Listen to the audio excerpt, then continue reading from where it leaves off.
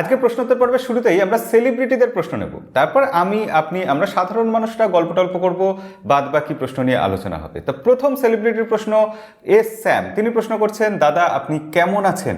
দাদা আপনি কেমন আছেন? ও মাই গড, আমি কেমন আছি? এত কঠিন প্রশ্ন।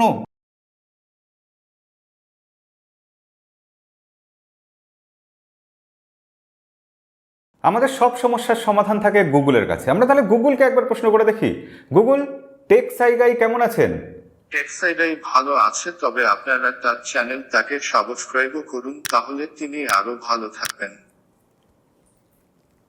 পরের প্রশ্ন টিটিপি গ্রুপের মডারেটর ফয়জাল আহমেদের থেকে। ফয়জাল ভাই বলছেন, ভাই আমার 4টে প্রশ্ন আছে। অবশ্যই আপনার 100টা প্রশ্ন থাকলেও আমরা সবসময় হাজির রয়েছি উত্তর দেওয়ার জন্য। তো তিনি বলছেন, ভাই আমার প্রথম প্রশ্ন, বাংলাদেশে কবে আসবেন এবং আসার ইচ্ছে আছে নাকি? অবশ্যই ইচ্ছে আছে, তবে কবে আসবো এটা আমার হাতে নেই। যবে সব পরিস্থিতি ঠিক হবে তবে অবশ্যই যাব। ভাই আমার দ্বিতীয় প্রশ্ন, বাংলাদেশে যদি আসেন তাহলে আমার সাথে দেখা করবেন কিনা, আর বাংলাদেশে আসার আগে আমাদের জানাবেন কিনা, না জানিয়ে কি হুট করে চলে আসবেন? বাংলাদেশে যাওয়ার আগে অবশ্যই আপনার অ্যাপয়েন্টমেন্ট নিয়ে নেব, তবেই তো আপনার সাথে দেখা হবে, না হলে আপনার সাথে দেখা করব কি করে? পরের প্রশ্ন, ভাই আমার তৃতীয় প্রশ্ন, যদি দেখা হয় তাহলে 100K 500K ইনশাল্লাহ খুব শিগগিরই 1 মিলিয়ন হবে, এই সবগুলোর সেলিব্রেশন ট্রিট একসাথে দেবেন কিনা? হ্যাঁ অবশ্যই, সবকটা সেলিব্রেশন ট্রিট একসাথেই হবে, তাহলে কম খরচে হয়ে যাবে। 3বার 3টে দিলে তো খরচা অনেক বেড়ে যাবে না? ভাই আমার চতুর্থ প্রশ্ন, একটা সেলফি তুলবেন কিনা আমাদের সবার সাথে, স্পেশালভাবে আমার সাথে একটা। সবার সাথে তুলবো না আপনার সাথে তুলবো সেটা আগে ডিসাইড করুন, তারপর সেলফি তোলার কথা চিন্তা ভাবনা করা যাবে। মজা করছি, কিন্তু হ্যাঁ বাংলাদেশে গেলে আমি সবার সাথে সেলফি তুলে নিয়ে আসবো, যাতে সারা জীবন সেই সম্পদটা আমার কাছে রাখতে পারি, দেখতে পারি, এর জন্য অবশ্যই। পরের প্রশ্ন কাজী তানভীর সাওয়ানের, তিনি আমাদের ফেসবুক গ্রুপের মডারেটর বললে কম বলা হয়, তিনিই আসলে আমাদের ফেসবুক গ্রুপটার মালিক, আমি ওখানে সদস্য হিসেবেই আছি। তো তিনি প্রশ্ন করছেন, কিছু নতুনত্ব বা সামান্য ব্যতিক্রম করার চেষ্টা করছো, এটা ভালো ভাবনা, এগিয়ে যাও, ভালোই লাগছে। পরের কিউএনএতে দুজনে মিলে উত্তর দিও, মানে তোমার যমজ ভাইকেও রেখো। ওকে বস, আপনি যখন অর্ডার করেছেন অবশ্যই সেটা হবে, চেষ্টা করব। আসলে দীর্ঘদিন ধরে এটা ভাবছি, কিন্তু হয়ে উঠছে না বিভিন্ন কারণে। আগামী কিউএনএতে অবশ্যই সেটা চেষ্টা করব। এবার তাহলে আমাদের ভিডিও শুরু করা যাক। আমাদের টেকসাইগাই ইউটিউব চ্যানেলে আবার রবিবার এসে গেছে এবং রবিবারের প্রশ্নোত্তর পর্বের ভিডিও নিয়ে আমি হাজির। আপনাদের যা যা প্রশ্ন আছে অবশ্যই আজকের ভিডিওর নিচে কমেন্টে লিখবেন। এছাড়া ফেসবুক গ্রুপে আমি পোস্ট দেবো, সেখানে কমেন্ট করতে পারেন, সেখান থেকেও আমরা কিছু কমেন্ট বেছে নিই। ডেসক্রিপশনে ফেসবুক গ্রুপের লিঙ্ক আছে। আর আজকের প্রশ্নোত্তর পর্বের ভিডিও আমরা শুরু করব। যতটা সম্ভব যতটা পেরেছি প্রশ্ন নেওয়ার চেষ্টা করেছি, তবুও অনেক প্রশ্ন বাকি রয়ে গেল বলে দুঃখিত আপনাদের কাছে প্রথমেই জানিয়ে রাখি। তো প্রথম প্রশ্ন করছে নাজমুল গাজী, তিনি বলছেন, দাদা কেমন আছো? আশা করি ভালো আছো। দাদা তুমি কোন কোম্পানির স্ক্রিন ওয়াচ ব্যবহার করো জানাবে, তোমার হাতে খুব ভালো লাগে, আমিও কিনবো, জানাবে প্লিজ। তো প্রথম থেকে বলে রাখি একেবারে সব প্রশ্নের উত্তর। এটা স্যামসাং গ্যালাক্সি নোট 10 প্লাস, এটা রিয়েলমি X2 প্রো, এই দুটো ফোন আমি দীর্ঘদিন ধরে ব্যবহার করছি। ওয়াচ হিসাবে ব্যবহার করছি রিয়েলমি ওয়াচ এস প্রো, আর ওয়াচ এস নয় কিন্তু, এটা ওয়াচ এস প্রো। আর আরেকটা যে ওয়াচ আমি ইউজ করি সেটা হচ্ছে রিয়েলমি ওয়াচ 2 প্রো। তো এই দুটো ওয়াচ ইউজ করি, রিয়েলমি দিয়েছে বলে ইউজ করি। কিনে স্মার্ট ওয়াচ ইউজ করব এরকম এখন অবধি আমি ভাবিনি, দেখা যাক ভবিষ্যতে কোম্পানি না দিলে তখন হয়তো করতে হবে। পরের প্রশ্ন নাইম হুসেন, তিনি বলছেন, দাদা আপনার ওয়াইফের চেহারাটা আর আমার এক্সের চেহারাটা অনেকটা মিল আছে, আপনার ওয়াইফকে দেখে আমার এক্সের কথা মনে পড়ে গেল। আপনার উপর আমি নজর রাখছি। পরের কমেন্ট মোহাম্মদ সম্পদ বলছেন, দাদা এই সময় স্যামসাং S20 FE অথবা স্যামসাং নোট 10 প্লাস কোনটা নেওয়া ভালো? দুটোর যে কোনোটাই নিতে পারেন। ক্যামেরার জন্য অবশ্যই দুটো ফোনই যথেষ্ট ভালো এবং নোট 10 প্লাসের এক্সপিরিয়েন্স আরও বেটার, ভালো। তবে আমি বলবো যদি এই সময় নেন তাহলে স্যামসাং গ্যালাক্সি S20 FE, যেটা কোয়ালকম স্ন্যাপড্রাগন 865 প্রসেসর দিয়ে আছে, সেটা নেওয়াই বেটার, কারণ সেটাতে লেটেস্ট প্রসেসর পাবেন এবং দীর্ঘদিন ধরে সেখানে বেটার পারফরমেন্স পাবেন। নোট 10 প্লাস এটা ভালো, কিন্তু এর প্রসেসরটা এখনকার দিনে দাঁড়িয়ে বলতে হয় যে ব্যাকডেটেড হয়ে গেছে একটা ফ্ল্যাগশিপ ফোনের পক্ষে। জয়নিক অফিসিয়াল, তিনি বলছেন 12 মিনিট 30 সেকেন্ডে এই পোর্শনে গুগলের বিষয়ে একটি ডেডিকেটেড ভিডিও করার অনুরোধ রইল। মানে তিনি বলতে চেয়েছেন যে কেন গুগল সৎ ডায়ালার ইউজ করে সেই ব্যাপারে ডেডিকেটেড ভিডিও, যেটা গতবার বলেছিলাম যে খুব শিগগিরই ভিডিও আসবে, এখন অবধি এসে পৌঁছয়নি, রাস্তায় আসছে, হাঁটি হাঁটি পা পা করে আসছে। তবে হ্যাঁ, সেই ভিডিওটা খুব শিগগিরই অবশ্যই আসবে, আগামী 2-3 দিনের মধ্যে সেই ভিডিওটা আমাদের চ্যানেলে দেখতে পাবেন।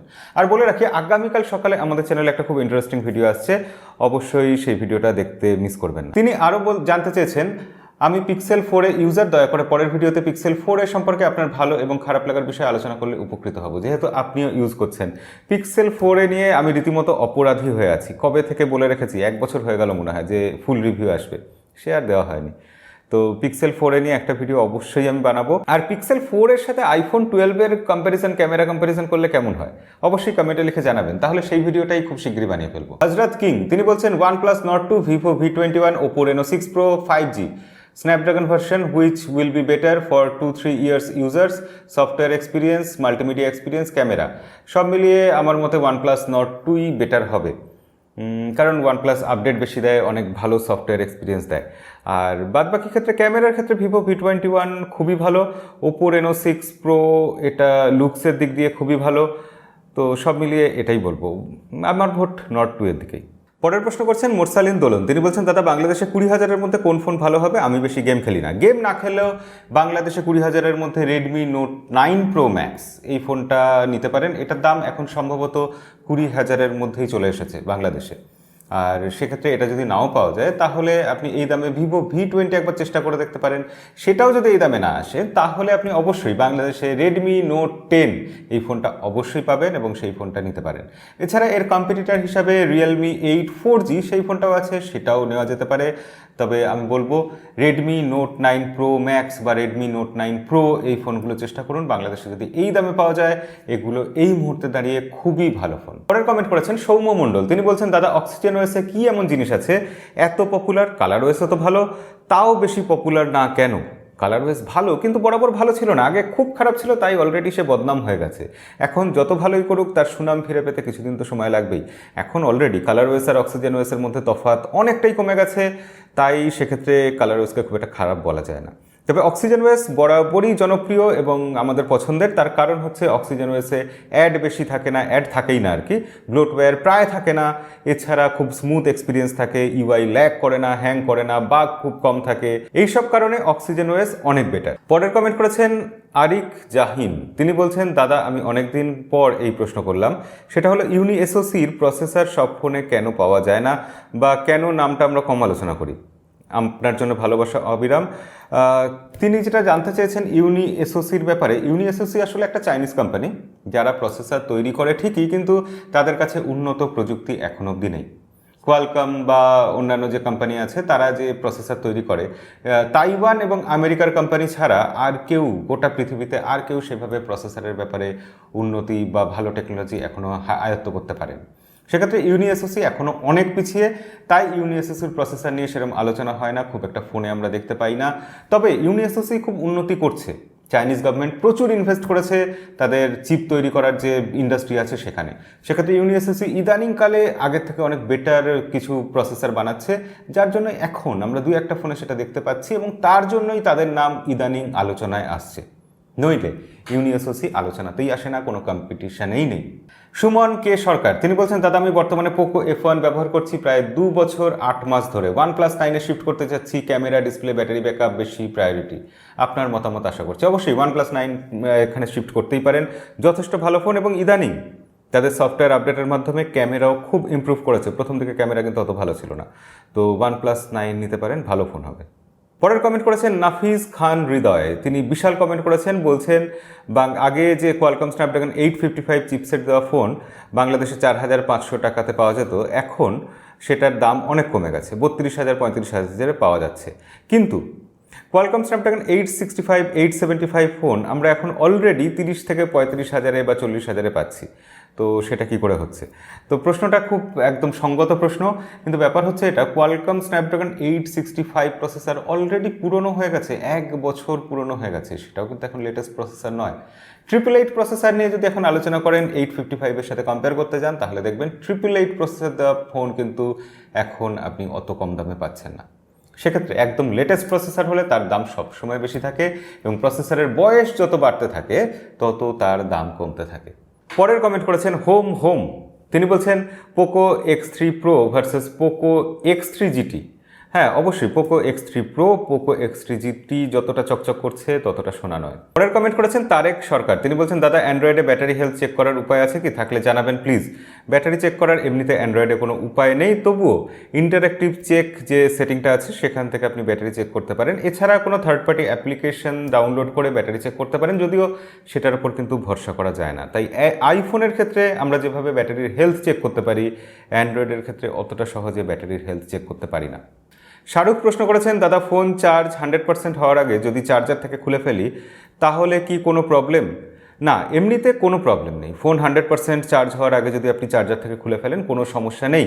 তবে একটা সমস্যা আছে, অবশ্যই এটা খুব সিরিয়াস সমস্যা, যে 100% হওয়ার আগে চার্জার থেকে ফোন খুলে ফেললে কখনোই 100% চার্জ হবে না। অনেকেই এরকম প্রশ্ন করেছেন যে দীর্ঘদিন ধরে প্রশ্ন করছেন কিন্তু উত্তর পাচ্ছেন না, প্রশ্ন করে লাভ কি? তাদেরকে বলি যে আমি কারোর নাম দেখে বা কে কতদিন ধরে প্রশ্ন করছেন এটা দেখে আমি প্রশ্ন বাছি না। আমি প্রশ্ন এইভাবেই বাছি যে কোন প্রশ্নগুলো বাছলে ভিডিওটা ইন্টারেস্টিং হবে, কোন প্রশ্নগুলো বাছলে আপনাদের সবথেকে বেশি উপকার হবে, কোন প্রশ্নগুলো বাছলে ভিডিওটা একটু মজাদার হবে। এইরকম বিভিন্ন ক্যাটাগরি থেকে সেরা কয়েকটা প্রশ্ন বেছে নেওয়ার চেষ্টা করি এবং ইউনিক কিছু প্রশ্ন থাকলে সেটা বেছে নেওয়ার চেষ্টা করি। তো এইভাবে আমাদের প্রশ্নোত্তর পর্ব তৈরি হয়। তাই প্লিজ আপনাদের অনুরোধ যে এরকমভাবে রাগ করবেন না, প্রশ্ন দীর্ঘদিন ধরে করছেন, আমি বুঝি খারাপ লাগে, কিন্তু সময়টাও তো লিমিটেড। আমাকে এই সময়ের মধ্যে 20 মিনিটের মধ্যে বা 10 মিনিটের মধ্যে ভিডিও কমপ্লিট করতে হবে, তার থেকে বড় ভিডিও তো বানানো যায় না। তাই অন্য কোনো উপায় আমরা চেষ্টা করব আগামী দিনে ভেবে বার করার। আর আজকের প্রশ্নোত্তর পর্ব এখানেই শেষ করব, দেখা হবে পরের ভিডিওতে। আজকের মতো বিদায়।